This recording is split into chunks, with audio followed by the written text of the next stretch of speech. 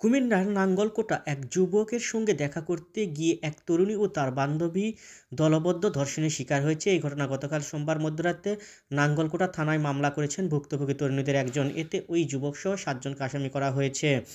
এজাহারের তথ্য অনুযায়ী ৯ জানুয়ারি দুপুর থেকে বিকেল পর্যন্ত উপজেলার বাঙ্গড্ডা ইউনিয়নের নূরপুর গ্রামের সেবাখোলা বাজারে খোকন মিয়ার করাতকলের দোকানঘরের ভেতরে ধর্ষণের ঘটনা ঘটে।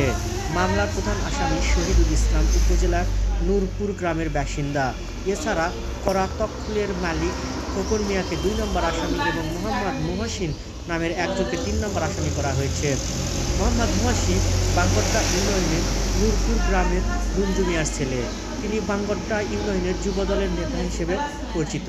গতকাল ঘটনাটি জানাজানি হওয়ার পর থেকে তিনি এলাকায় নেই, তার মুঠোফোন নম্বরও বন্ধ। এই বিষয়ে গতকাল রাতে নাঙ্গলকোট উপজেলার যুবদলের আহ্বায়ক মনিরুল ইসলাম প্রথম আলোকে বলেন, মুহসিন নামের ওই যুবক যুবদলের রাজনীতি করেন বলে আমার জানা নেই। আমি এখন ঢাকায় আছি, এই বিষয়ে কিছুই জানি না, ওই বিষয়টি খোঁজ নিয়ে দেখছি। যদি এই ঘটনা যুবদলের কোনো নেতাকর্মী জড়িত থাকে তাহলে সর্বোচ্চ সাংগঠনিক ব্যবস্থা নেওয়া হবে। আমরা চাই ঘটনাটি জড়িত ব্যক্তিদের বিরুদ্ধে আইনগত ব্যবস্থা নেওয়া। আজ মঙ্গলবার সকালে নাঙ্গলকোট থানার ভারপ্রাপ্ত কর্মকর্তা ওসি এ.কে. ফজলুল হক প্রথম আলোকে বলেন, ঘটনার ৪ দিন পর গতকাল রাতে এই ঘটনায় থানায় মামলা হয়েছে। বিষয়টি আগেই জানাজানি হওয়ায় আসামিরা পলাতক। তাদের ধরতে বিভিন্ন স্থানে অভিযান পরিচালনা করছে পুলিশ। মামলার এজাহারের সূত্রে জানা যায়, ধর্ষণের শিকার ২ তরুণী পরস্পরের বান্ধবী। একজনের বাড়ি লক্ষ্মীপুর, আরেকজনের বাড়ি চাঁদপুর।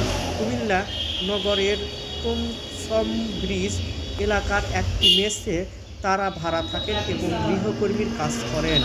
নাঙ্গলকোটের নূরপুর গ্রামের শহীদুল ইসলামের সঙ্গে তাদের একজনের মুঠোফোনে প্রেমের সম্পর্ক গড়ে ওঠে। ৯ জানুয়ারি তারা শহীদুলের সঙ্গে দেখা করতে যান। ৭ জনের একটি দল তাদের ২ জনকে তুলে নিয়ে সেবাখোলা বাজারের খোকন মিয়ার সমিলে নিয়ে যায়। যুবদল নেতা মুহসিনের নেতৃত্বে দুপুর ১২টা থেকে বিকেল ৪টা পর্যন্ত দলবদ্ধভাবে তাদের ধর্ষণ করা হয়।